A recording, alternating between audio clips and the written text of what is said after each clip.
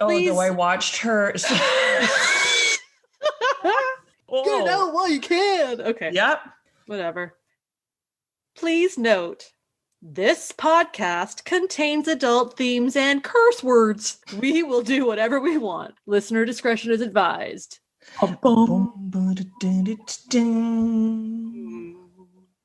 If you are looking for a podcast about Mayim Bialik's sitcom Cat Lady or whatever it's called. Oh, I've heard about that. Also, I've never heard her name said out loud. Isn't it Miriam? I don't know. Are you looking for a slow news day? My username and password for my Shoppers Optimum card?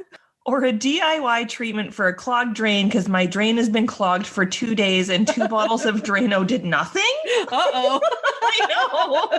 This is not the podcast for you. Happy New Year. Happy New Year. We survived, and then the news happened today, and it's a crazy day. So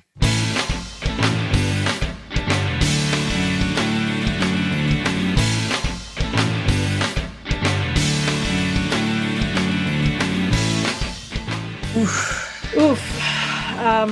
We said this earlier for the Patreons. We'll say it to you listeners. This is not a political podcast. We know nothing about politics, but my heart goes out to Americans and what's happened today.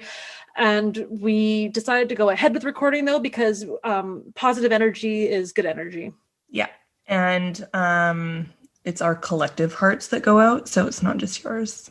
I didn't want to speak for you, but I knew that mine is in a block of ice, but it's still in there. It's still in there, and it's got like that kind of like nice bluey, like opalescent glow because it's in the ice. Pretty. And so people are like, "Oh, I want to put some like transcendental music to that and get my Hertz frequencies on." That's it. Also, my credit card's in there after Christmas. It's in a block of ice. I should have done that because with I've the done heart shopping.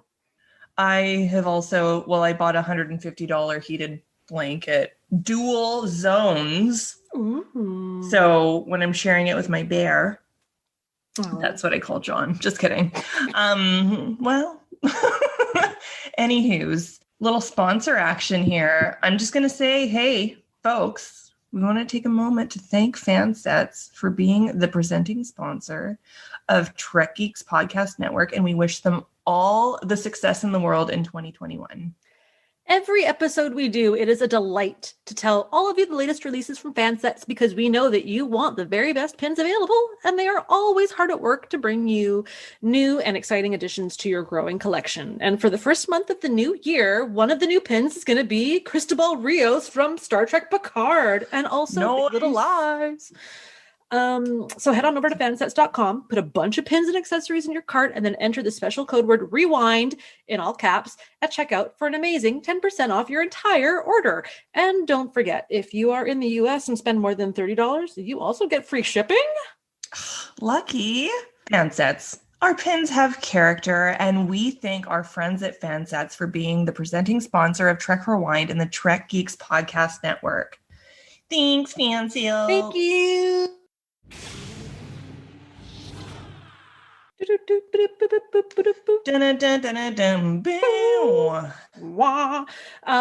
It's time for some roundtable action, and then I'm going to follow it up with a little bit of Trek gossip that I got for you. Let's do it. So, what have you got for me, girl? How are you? Happy New Year. Welcome to the podcast. Started choking on my own spit.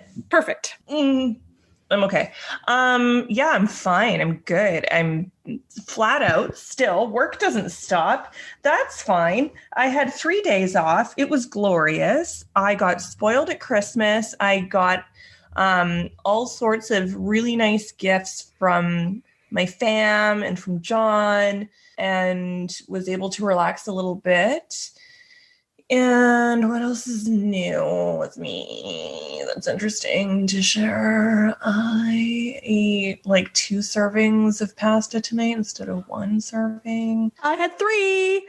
Yeah, you did. I hate my life. I was like, I should really use up this spinach in the fridge. I'm like, or this giant freaking pack of Unico spaghetti's looking at me. That sounds good with cheese. Still, Twinsies. I'm down 3 pounds.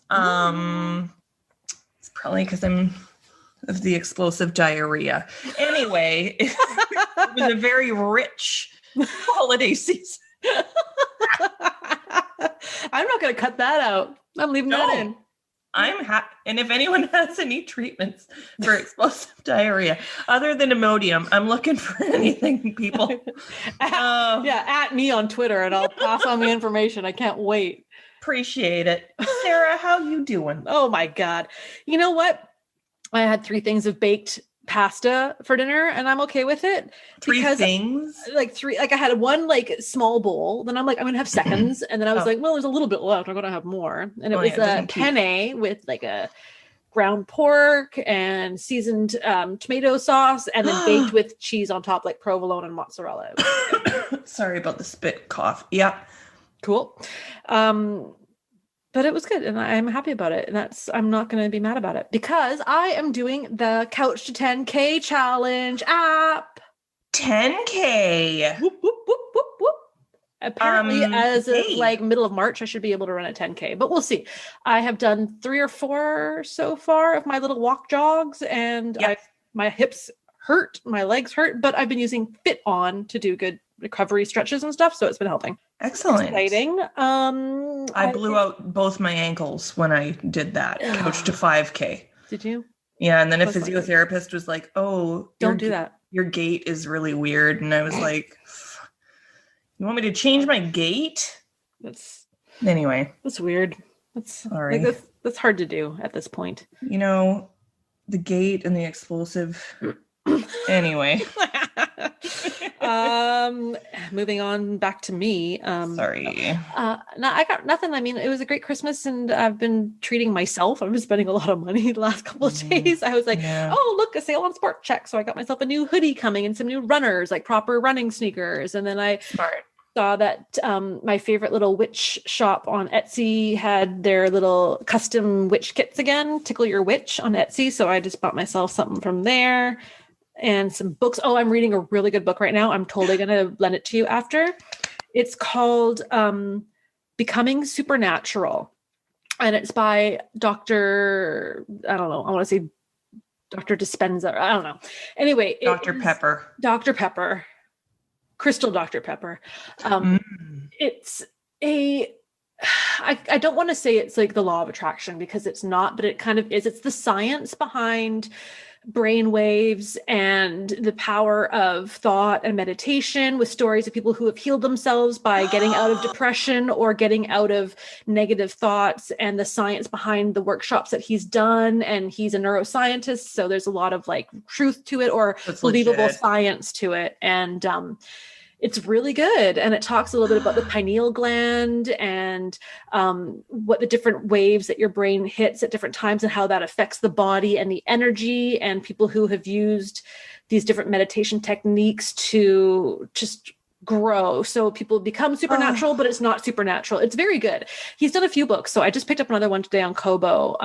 He has one about kind of like I think it's called something like You Are the Placebo, or like be more than you think you can be. And it's just about that mindfulness of like, it's more than just thoughts become things. Like that's just fluff, but it's, it's really good. I really enjoy it. And I think you might really enjoy it too, because, I will. I know with somebody who deals with health issues as a result of stress, this talks about that a lot, and I think you would like it. Oh, huge. Okay, great. Mm-hmm. I can't wait. Other than that, I haven't been doing much. I've been rewatching Narcos because I'm watching a show on Discovery about searching for Escobar's millions, because I'm kind of like re-obsessed with like treasure stuff and treasure hunting. My dad gave me all of his treasure hunting books, and when we were there at Christmas, he's showing me all the stuff he found when he was metal detecting in England, and I'm like, I want to find a treasure.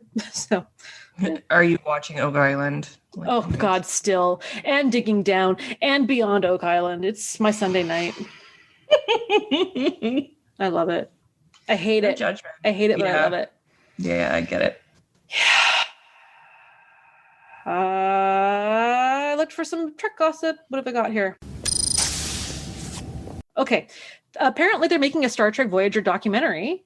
and it was like put on pause or something. So now they've resumed production, and there's like what is it called when people like try to raise money online? It's like a fundraiser, Kickstarter, crowdfunding. Yeah. Thank you. That's a thing. So that's kind of interesting. Especially because like last year was their big like anniversary year, and everything kind of got kiboshed because of So did you hear about Scotty, the original Scotty Jimmy Doohan's ashes?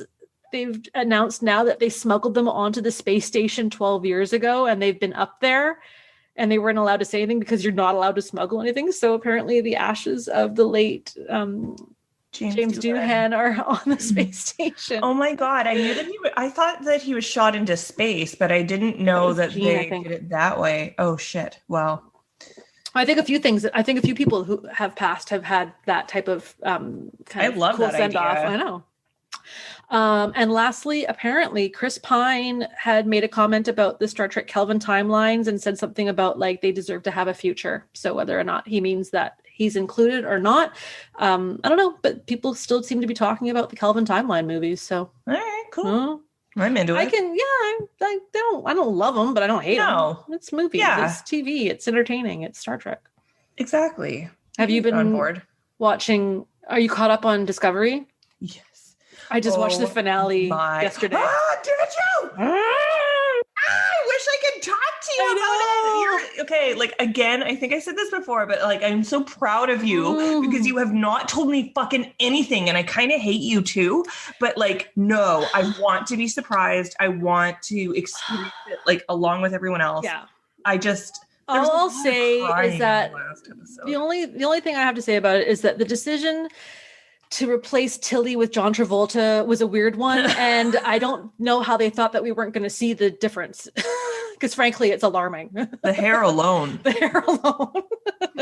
It's been a great season. That's fantastic. I love it. It's been I'm so glad. Everything that's been happening, like with the gatekeeper of Forever from that original series episode, the guy from Law and Order or CSI or whatever.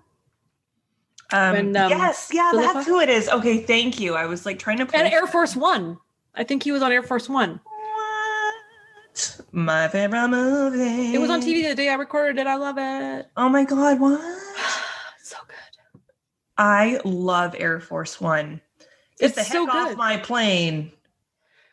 You have to go, Mr. President. It's time. Oh, William H. Macy, you can do no wrong. Oh, and Glenn Close. She's gorgeous. And our very favorite, Gary Oldman. Oh, Mr. Oldman, tell me another story about that time you drank $30,000 worth of alcohol in one night. I know. Where's that guy? I want to party with that guy.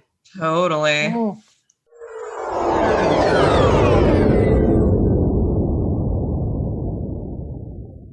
So this episode that we are reviewing today is a little two-parter that we promised last. Best of both worlds. Shit. Kidding. Birthright Part 1. Oh my God. Encounter at Farpoint. Was that 1 or 2 episodes? I think it was kind of 2. Yeah. What a weird fucking pilot episode, eh? Yeah. Like so weird. Like they just threw everything in at once, and like Q, I think they should have brought Q in like season 3. Anyway. Do you want to do a synopsis for Part 1? I do want to do a synopsis for Part 1. So are you ready? Okay, question though, quickly. Do you want to do synopsis and then thoughts on that episode, and then we'll do the next synopsis, thoughts on that episode, and then we'll do the fast facts at the end because it'll be fast facts for both? 100% yes. I love it. Rock and roll, girl. Good idea. Giving you the mic. Are you ready? Mm-hmm. I drop it. It's like look over here. Here we go. First off, I have to say that this episode 10 of season 6 of TNG, has the following warnings alongside its PG rating: fear and sex. Ooh. Sounds just like my 14th birthday.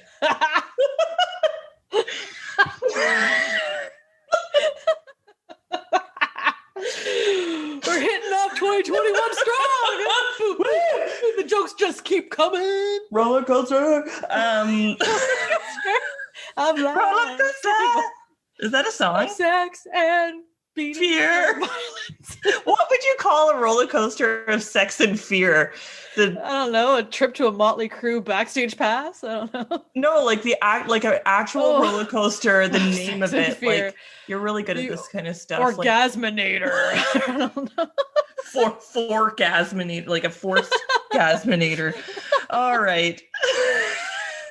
The BDSM-mulator. Oh my God. Oh, must the be 14 zipper. years. The zipper is fucking Splash scary Mountain. as shit.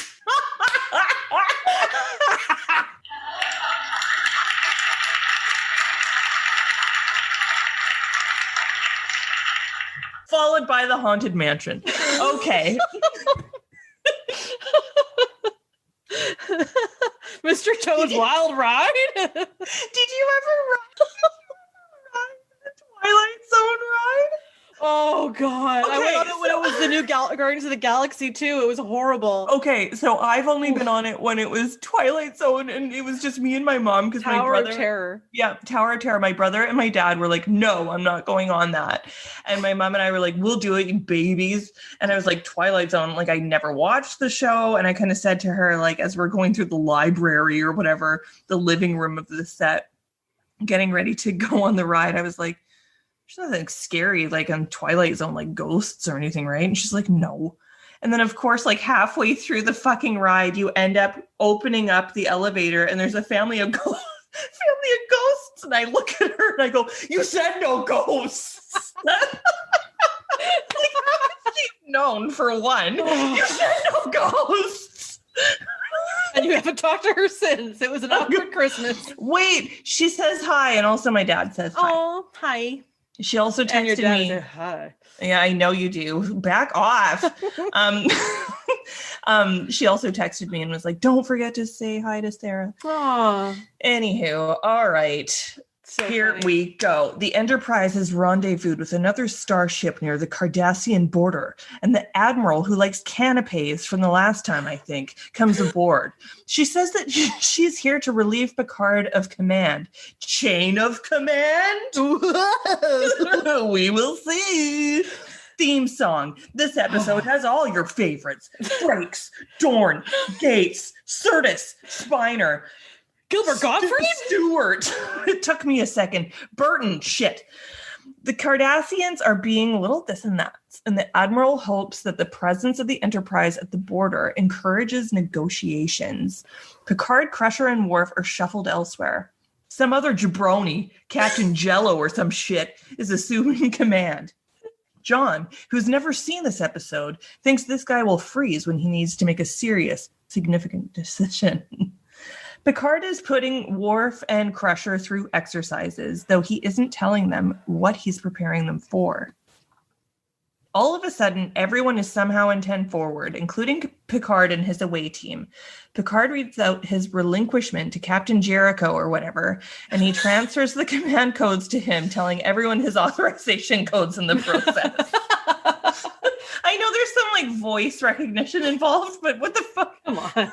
And we all know. Susan 69, Gamma Beta. 69, 69, Worf. And we know that Brent Spiner can do a good Picard. So like, anyway, doesn't matter. Yeah. The senior crew exchange uncomfortable looks with one another, still speculating about what's going on. Beverly complains to Troy that her arm is sore from the exercises. Ugh. Why don't you try lifting a grocery basket once in a while, you bitch? You're a doctor. You should have stretched ahead of time. Fuck. No doubt. And after. Warm down. Cool down. Picard asks the new captain for more intel, but doesn't receive any.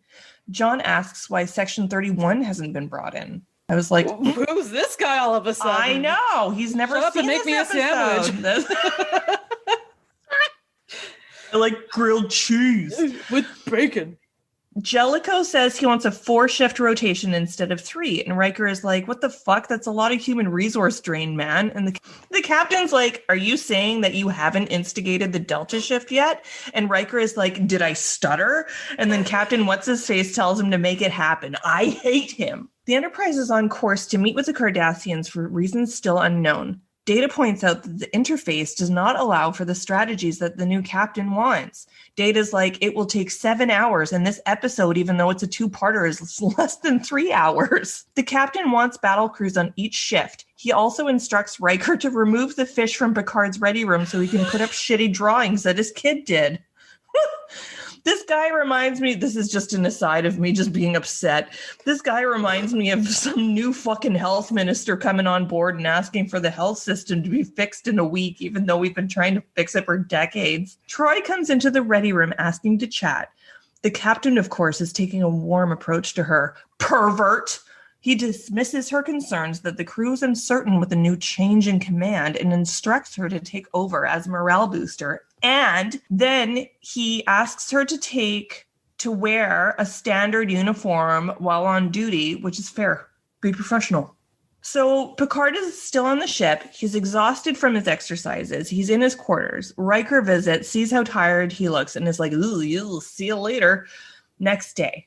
Picard talks with the new captain. The new captain is like, you're probably going to die, so good luck, and remember to take your anthropology book or book about Shakespeare poems. I can't remember.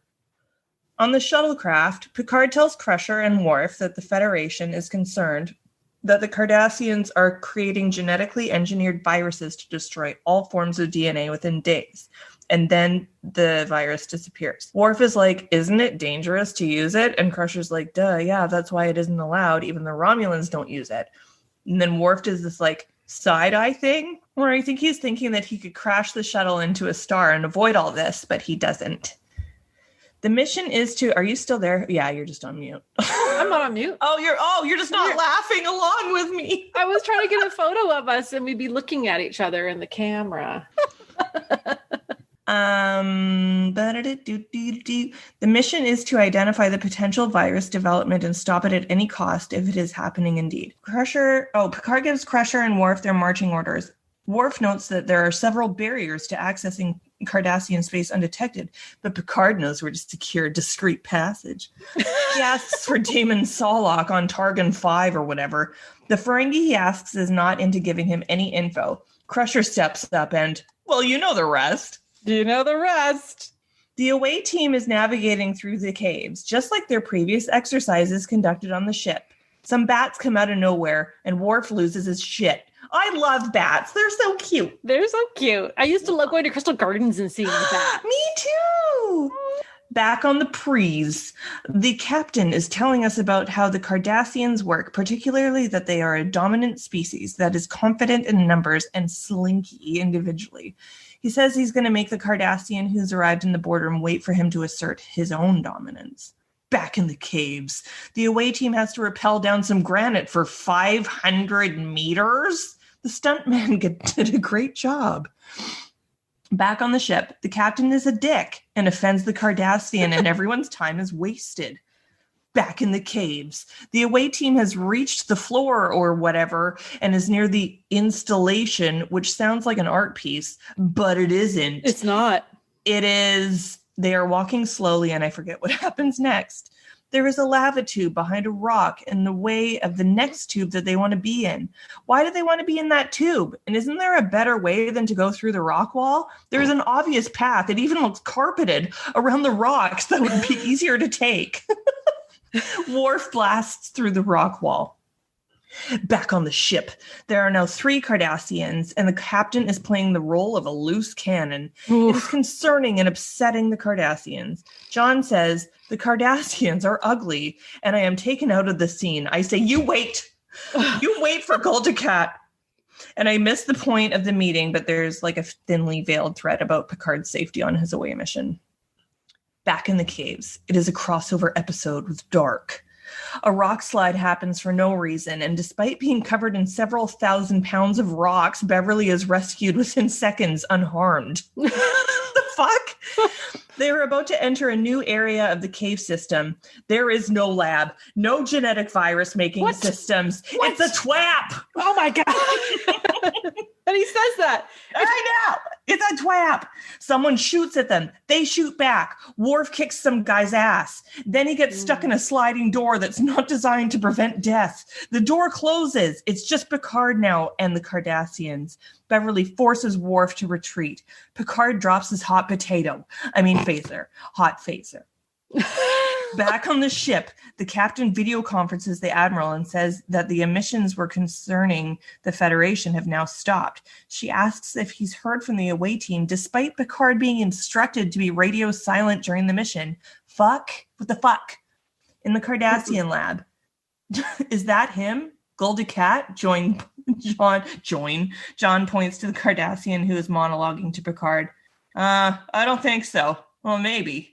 I don't remember. I don't think Gulda Cat's in this episode at all. I know. I was like, I don't think that's him. You gotta watch. You gotta watch Deep Space Nine. At least the last 3 seasons. I was like, I'm staring at him. I'm like, that's not Casey Biggs. No. Like, I know his eyes. Remember when we said hi to him that one time? All right. What did we think about this episode? You're asking me, or are you saying it just in general to the world? I'm asking you. Okay. Here's my notes. I like Jellico. I like his walk. I think I'd work well with him, and I'd like to see more of him. I think Riker was a little bitch in this episode.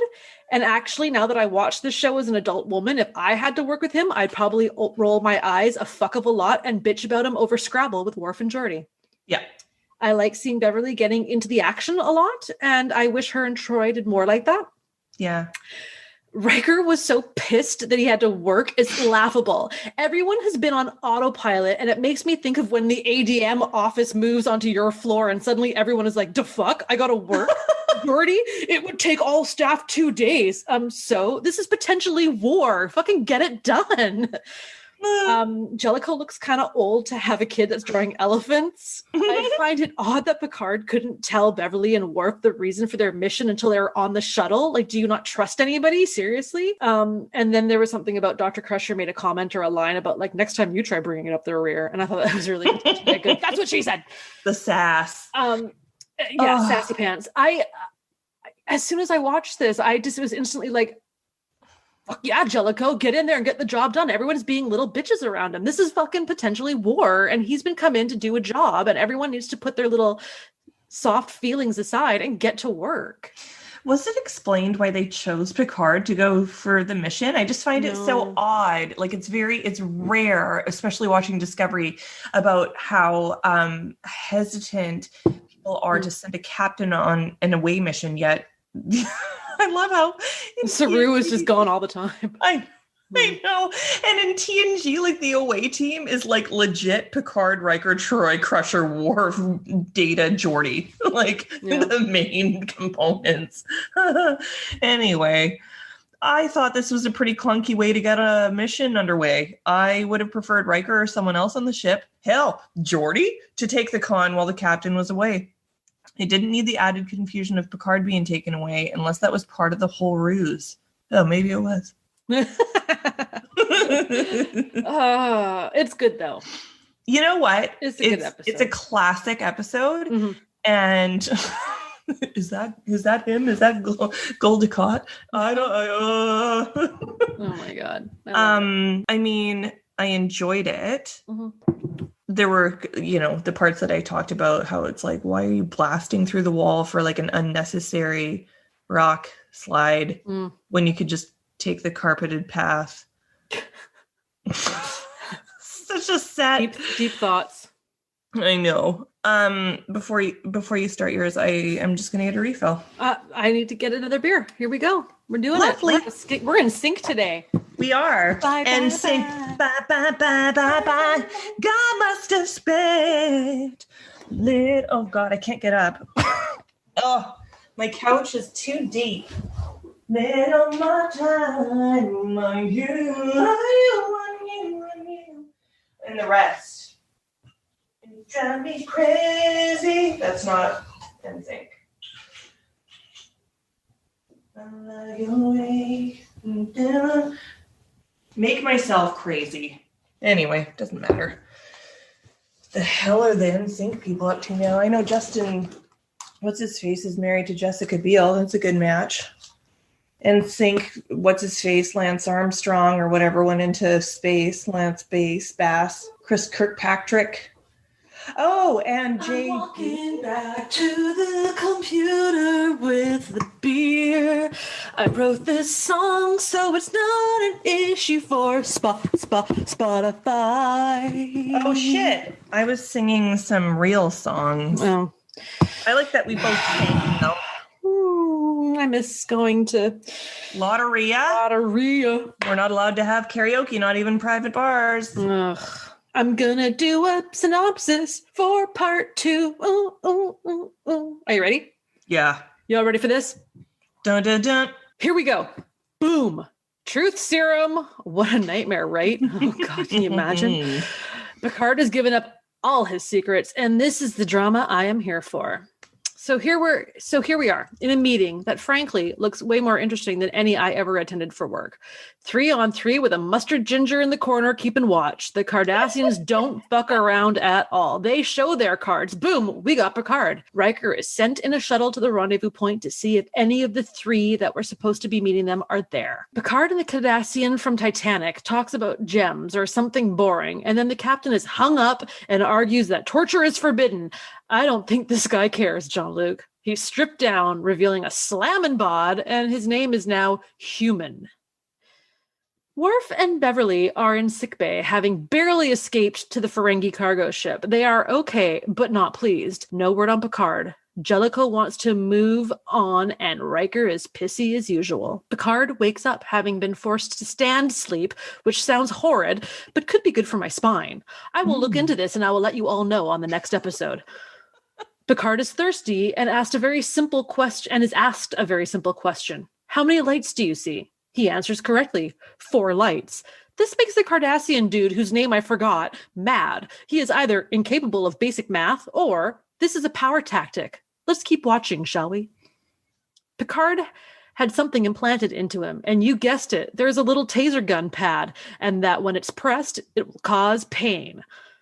Back on the ship, they are shown evidence of Picard's capture, and when the Cardassian with nice teeth leaves, a fight ensues regarding Jellico wanting to leave Picard as a prisoner of war and consult with the Admiral. Riker yells or has voice modulation and is relieved of duty. Data in red. Yes. Discussion is had about why Picard was lured. It is theorized that he may be forced to divulge tactical info or something. Jellico wants scans of the ship done discreetly by Geordi. A white ferret is brought in, and we are made to believe it is an alien animal, and I'm not buying it. A Cardassian child is lied to by her father about how humans treat children. They hug while their uniforms squeak, and we move on. I love how Picard's chair is like a standard boardroom chair with cheap gold side legs. I can't not focus on this chair. Somebody in the prop department needs like a gold medal for that one. I start to lose focus on this episode because I'm doing work at the same time. People are talking. Picard is lying down and being offered a trip home. But first, he bluffs saying they have Dr. Crusher and he'll start asking her questions. And Picard asks about Worf and is told that he is dead. Picard defends Beverly, saying she knows nothing. And then he returns to his chair and says that he will stay as opposed to being sent home. Jellico thinks the Cardassian fleet is hiding in a nebula and he wants to hit it before they can quit it. Can we hit it and quit it? The senior crew worry he could be wrong and hundreds of lives could be lost. The topic is moot. It's approved and going forward. No one likes him. They leave pissed and he knows it. Picard is offered hard-boiled eggs that look large and a side plate of what looks to be black beans, squash, and water chestnuts? Maybe tofu, perhaps? The egg has slime living in it. It looks disgusting, and he devours it like he was in an episode of Survivor. While eating, the Cardassian talks of his youth, and Picard throws it back in his face, saying how now he'll see him as a scared little boy. This pisses off the Cardassian, of course, and Picard digs in that knife, saying he pities him. He's breaking him and he knows it. And then he yells out, "There are 4 lights!" No one even asked, but the button is pressed and left on, and Picard yells at him and starts singing in French. Jellico bonds with Geordi over pilot talk, and Geordi says Riker is the best man for laying mines, not to be confused with laying pipe. Ew. Ricard. Sex. Ricard. Riker. Riker is reading. Ricard. It's like the Tuvix. Yeah. Riker is reading in a silk shirt when Jellico walks in. Musician? It's painful small talk. But when Riker says he plays jazz, I'd have paid $47,000 to the writers of this episode to add in the line of Jellico saying, "Could you play me Nightbird? If you can play it, you can have your job back." Oh my God. They throw jabs at each other saying things like, "I don't like you. I don't like you either." Truths are told, all of which I totally agree with. Riker takes the job, and now him and Geordi are flying. Jellico tells the Cardassians he's got the weapons ready, blah, blah, blah. The Cardassian agrees to the terms, and Jellico demands Picard's release immediately. Picard tries to smash the pad, but he knew it was futile. It just felt good to do it. He's told the ship is burning, and he has to stay there forever, but if he says there are not 4 lights, he can live a nice life. The guard comes in to take him home, and he yells, "There are 4 lights." It was a whole ruse of the Cardassian just trying to get him to say it. He comes back to the ship. Jellico leaves, and no one even says anything like, "Thanks for like helping save our lives." And then Picard talks to Troy, and it's like, well, it's over. Like it was the end. It was over really fast. It was The for end. such an intense episode. Yeah. And What do you think about this episode? Tell me. well, as a child, I seem to recall more bare butt. Mm-hmm. And now that I was watching intently and with expectation, I was let down slightly. Also, what I think I missed when I was younger is that he disclosed to Troy that he actually did see 5 lights, or he was going to say that he saw 5 because he was just being tortured so badly. Mm-hmm. And I thought, oh. And then I thought, good for him. And then I also thought about Discovery and Michael Burnham and how she was like stuck in the agitator and all those things that she did. Anyway, it was a good episode. The Cardassians are kind of dicks. They're, I think, the best villain in Star Trek. And that's hard to say because I love the Borg. But I think that the Cardassians are the most frightening because of the fact that the things that they have done are very realistic to things that have happened in human history. When you think of the occupation of other countries by Germany, or the, when you think about how they attacked Bajor, and if you watch Deep Space Nine, you know more about how bad the Cardassians really are in their treatment of prisoners, and like they're a good villain.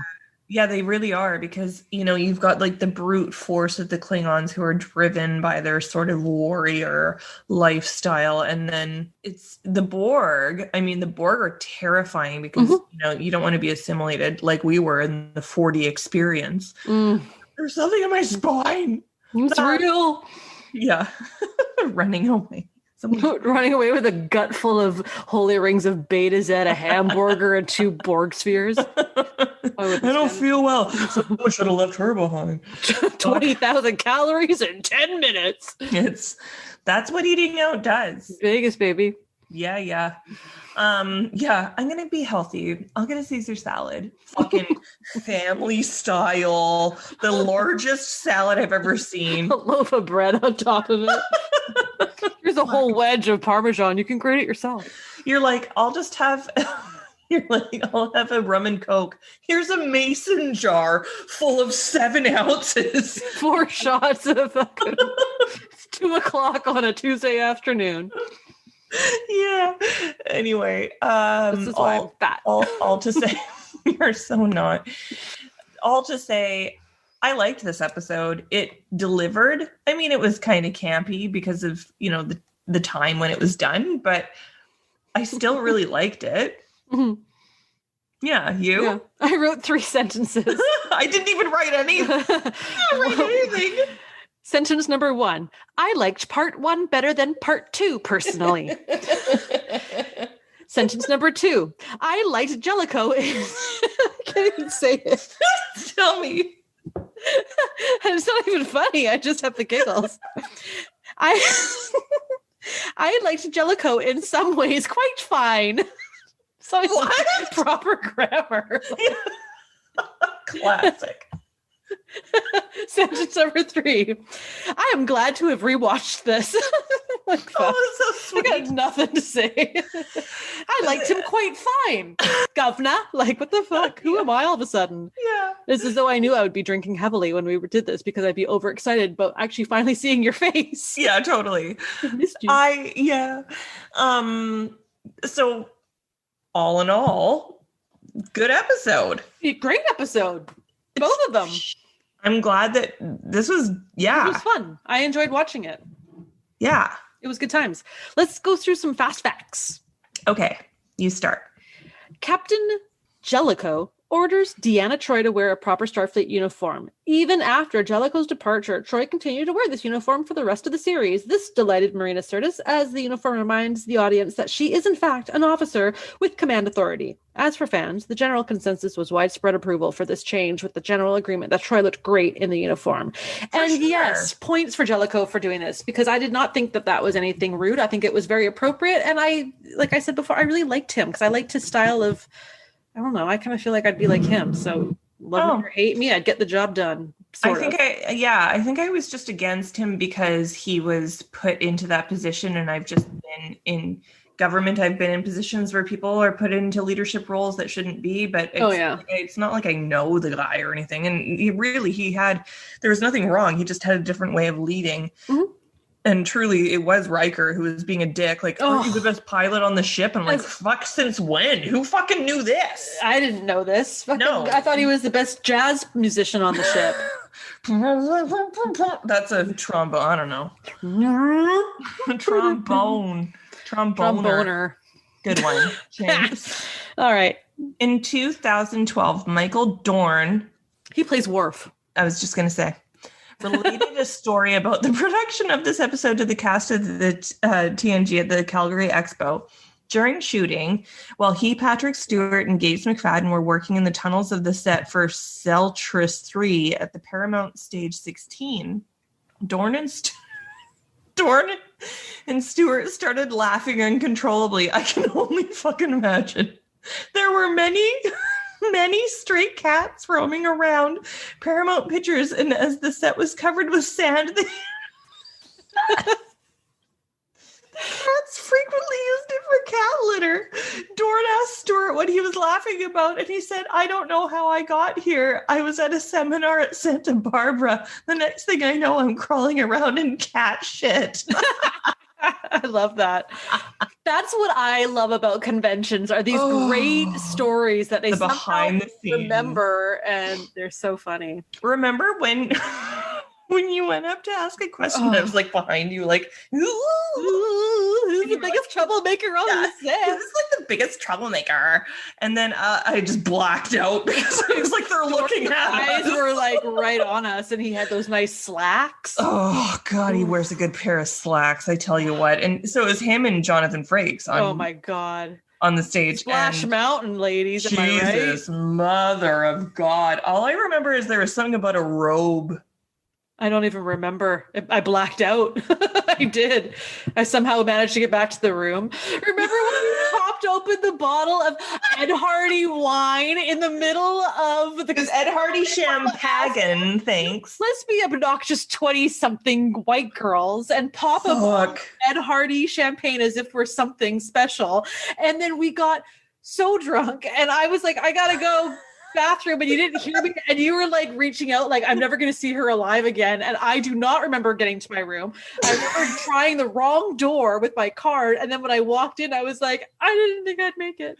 So we were in the central tower at the Hilton, and we had just finished talking to a couple of people who were like super nice, and then you're like, yeah, and so you just fucking bolted in the wrong direction, and I was like, she's not gonna make it. And then, like, I get back to the hotel room, you're fucking face down, face planted, arms out, like a T on the bed, and you're still dressed. And I was fairly intoxicated, so I was like, "Do you need me to check your breathing?" And you're like, "No, I'm fine." And then, like, you woke up at 6:30, and you're like, Oh, why? And then I think we both had a bunch of bagels that morning. Oh, no. Or That was a different year. Bagels, or we had a bunch a different year. Hash browns. Yeah. Like 5 hash browns. Do we just go to like the Paradise Cafe? Probably. Oh. I remember you taking off and I was like, she's gone forever. She's gone. Oh, fuck, Leo got me. That's another fucking story for this. Death threats. The thing is, doing Vegas right when you get a death threat. Yeah, no doubt. And you can print off the death threat because you 20 minutes. You have an upgraded room. And then you go in your pajamas to the security desk at 10 p.m. because you're lame and you don't know that Jonathan Frakes is at the bar next door. And you're not wearing any makeup and you're quite concerned. Pajama pants. I was asked today to give my request for vacation days for the year. I mean, it's obviously I can move it around and change it, but I put in a request for the entire month of November off because I have so many vacation days. And I requested the week off for STLV in August. Should that be a possibility to go to? Who knows? I carried over, well, no, because I think I can only carry over 70 hours. Mm-hmm. But if I could carry over all the vacation I didn't take, I could have carried over 149 hours. Which is almost my entire allotment for the year. Yeah. Excuse me again. Is it my turn? I'm crawling in. It is. I'm crawling in cat shit. Cat shit. What's that from? Cat shit. Anything? I don't think so. You're making God. Oh, the other part about the Ed Hardy champagne that you bought from the gift shop for $10. Like, and remember I bought that Chelada Budweiser Clamato mix in the tall can. Anyway. Yeah. Do you like kombucha? I'm in love with it now. Do you want to make it? I have the SCOBY for you.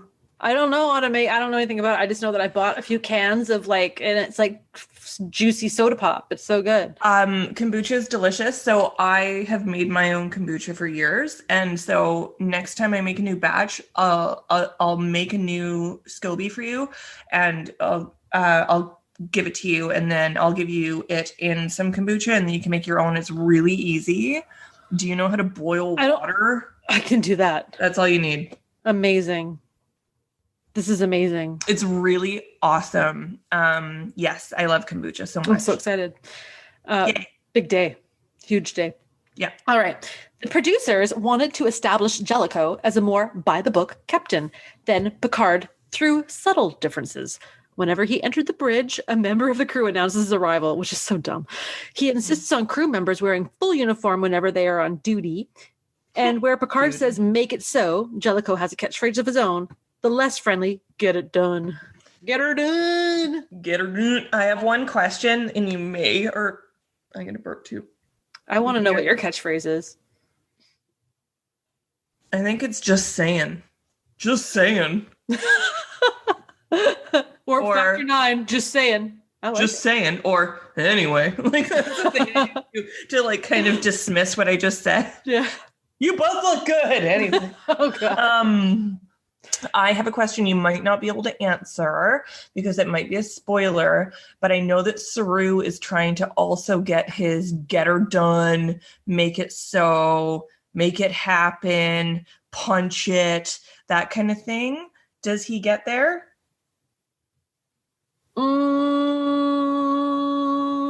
I don't know, actually. I don't. Oh, so maybe recall. Not. I don't. Yeah, I wasn't paying enough attention for that. Oh, okay. I feel like it would be a pretty big deal if he did. Okay, so the next fast fact. Are you ready? I'm ready. Patrick Stewart was ecstatic to be able to work with Ronnie Cox, whoever the fuck that is. That's Jellico. Jabroni. Cox's first lead role had been in Deliverance, 1972. Never seen it. Directed by John Boorman.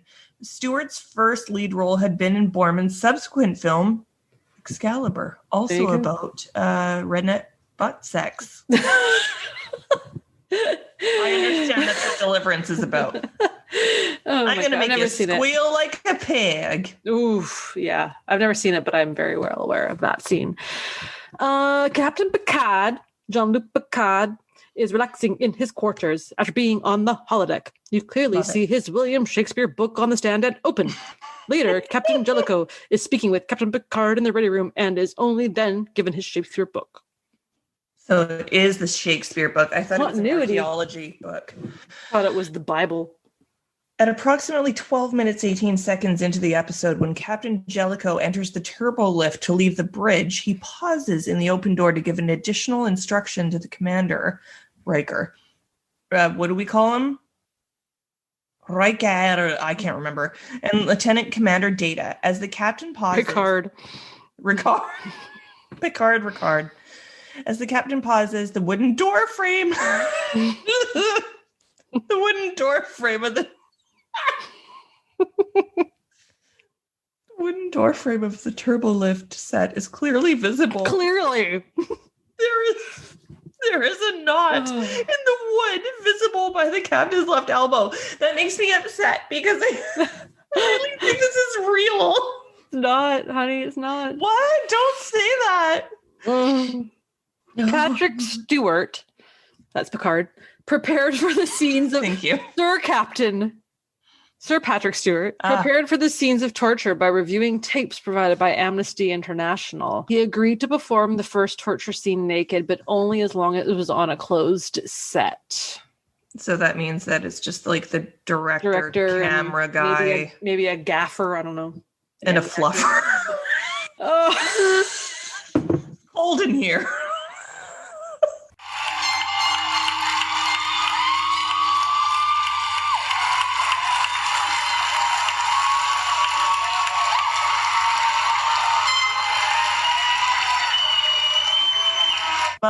The last TNG episode to air before the Deep Space Nine aired began on January 3rd, 1993. The Cardassians play a pivotal role on Deep Space Nine. What kind of fucking fast fact is that?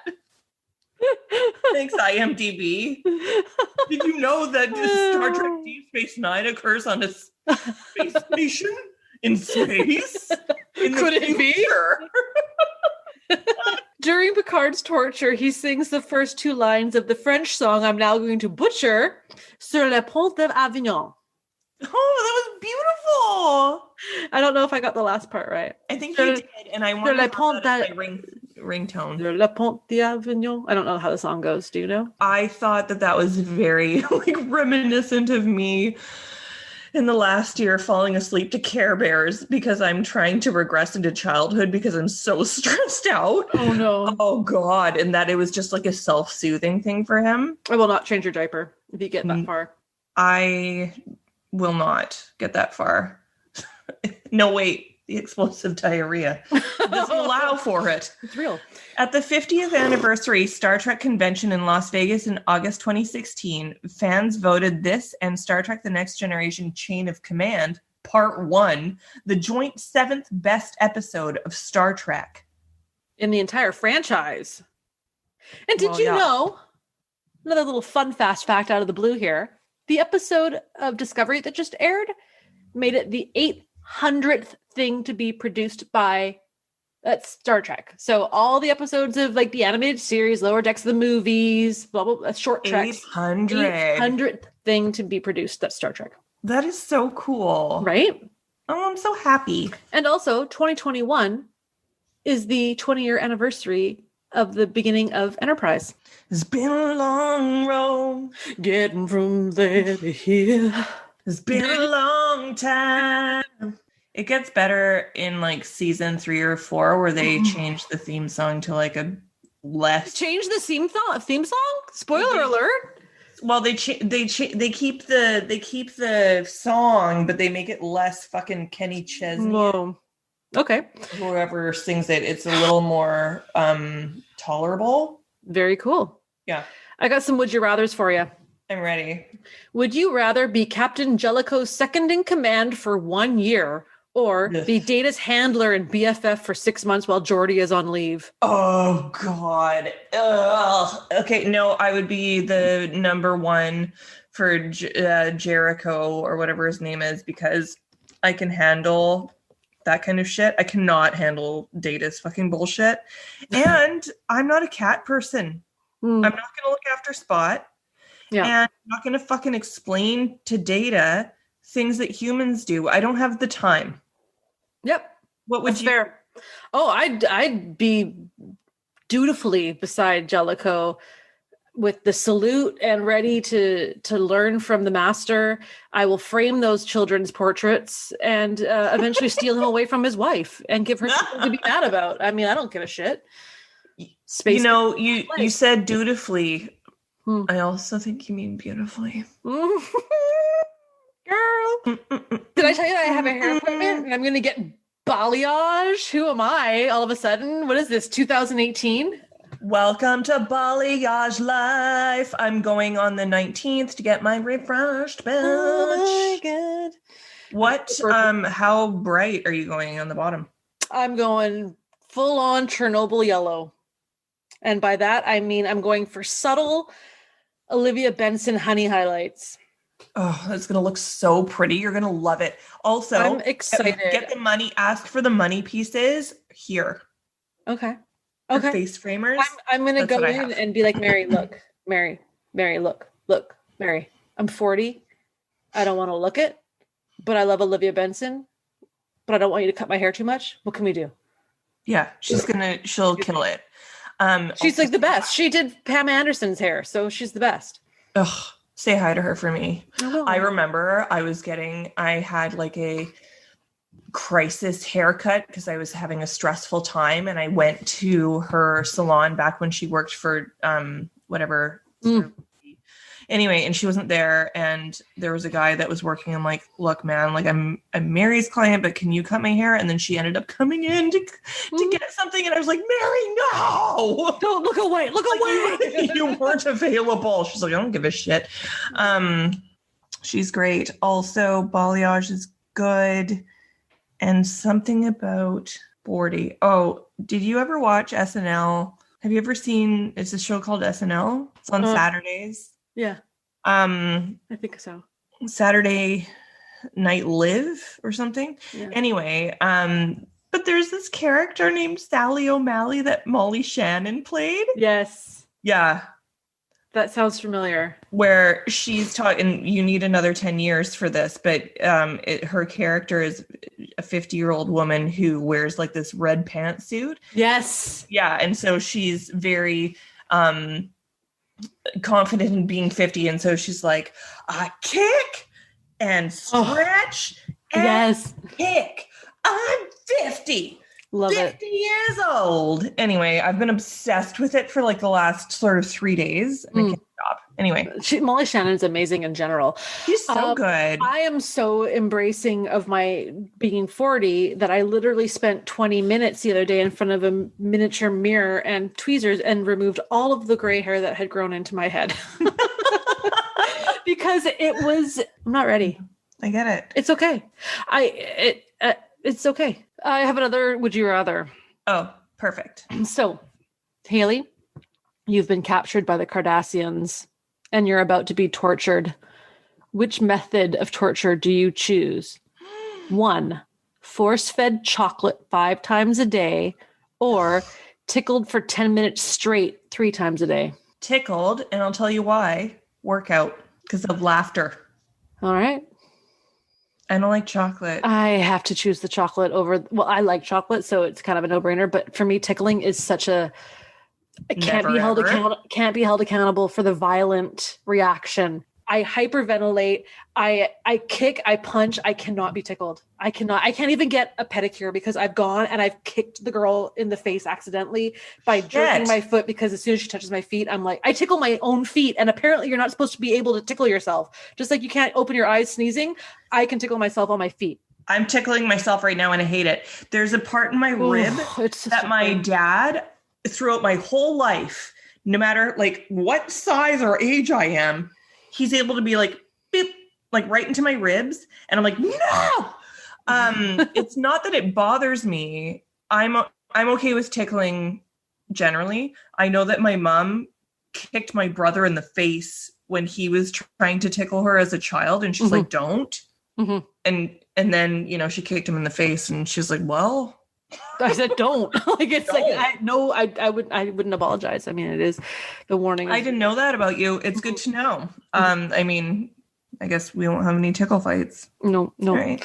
All right. So we got some, I wrote down here what Bill and Dan had to say about this episode. They obviously didn't say skip it. This is not what that's about because we've gone rogue and we're doing whatever we want to do for episodes, but it's still good to say what they said. So Haley, what did Dan say about this first one?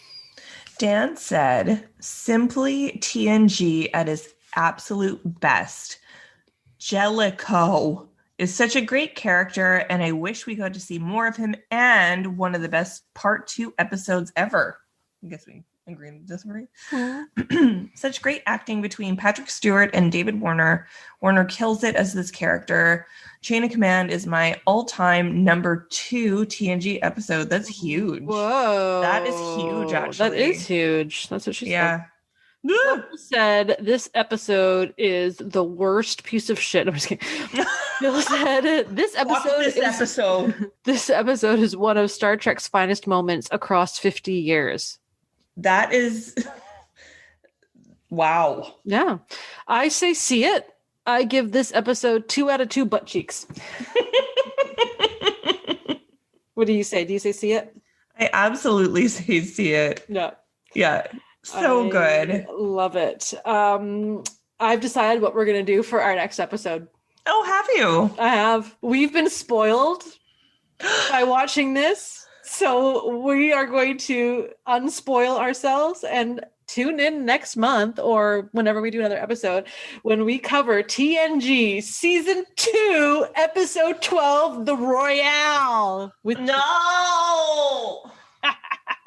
I don't feel well already. I won't be able to record. Whatever night you choose, I have to wash my hair. I'm busy. The Royale. Oh, I thought that was a Simpsons quote. The Royale with cheese? It's from Pulp Fiction. Oh, fuck. It's a reference to Pulp Fiction. Okay, all my Simpsons quotes are actually Simpsons referencing other things that you've never seen. Also Archie's. Also, I got an Archie for Christmas. What's that? Betty and Veronica Double Digest. I will tell you, though, my brother fucking loved the Power Ranger I got him from Cherry Bomb. He was like, oh my God. He's like, I really want to open this, but I can never open this. It's like, you should just open it. That's so exciting. There's a tattoo. I love it. Open it for the tattoo. Yeah, he loved it. Should we close this out? Yeah. If you enjoy what we're doing here on Trek Rewind and the Trek Geeks Podcast Network, please consider supporting us on Patreon. As a subscriber, you can get access to the unedited recordings of episodes, as well as exclusive content and great subscriber rewards like our annual supporters pin from Fansets and the exclusive Trek Geeks Podcast Network t-shirt, among other things. So, fucking just get it done. Do it. What the hell else are you going to do? Thanks to Bill and Dan. Thanks to 5 Year Mission and everyone else just for their continued support and for being there with us and for joining us in this new year of 2021. You can find me on Twitter at Trek Rewind. And as always, we'd love to hear from you. So yeah, that's it. Tune in next month and we're going to cover the Royale. I'm so excited. I can't wait. We have a bad one. We've been treating ourselves. You're right. You know what? And we will run out of good ones. Oh, God. Well, I'm just going to say it right now is I'm expecting when we record this next episode that you're going to come at me and say, guess what, Sarah? The next episode that we're going to do is going to be, and you pick it. You pick something, whatever you want to watch. It's going to be the one where the tar man kills Tasha Yar. You want to watch Skin of Evil? I'm afraid of that show then don't specifically. No, but maybe I need to conquer my fear. Maybe we need to revisit Q. It's been a while. We do encounter. Oh, we already did Encounter at Farpoint. No, we haven't done Encounter at Farpoint. No, because they wanted to. It was to see it. Somebody said see it. You know what we should do is take a double see it. Yeah, I'm not going to suggest any episodes. It's your bag, baby. Yeah, if you're putting the Royale on me, I am. I'll come back at you double fold. I see your royale and I raise you Aquiel. Jack Nicholson is behind you. Look out. Music for Rewind is provided by 5 Year Mission. They're writing an original song for each episode of Star Trek. Hear more of their music at 5yearmission.net. Rewind is a production of Coconut Media Works. Executive producers Bill Smith and Dan Davidson. For more great Star Trek discussion, discover the other shows of the Trek Geeks Podcast Network at trekgeeks.com or find us in Apple Podcasts, Spotify, or your favorite podcast app.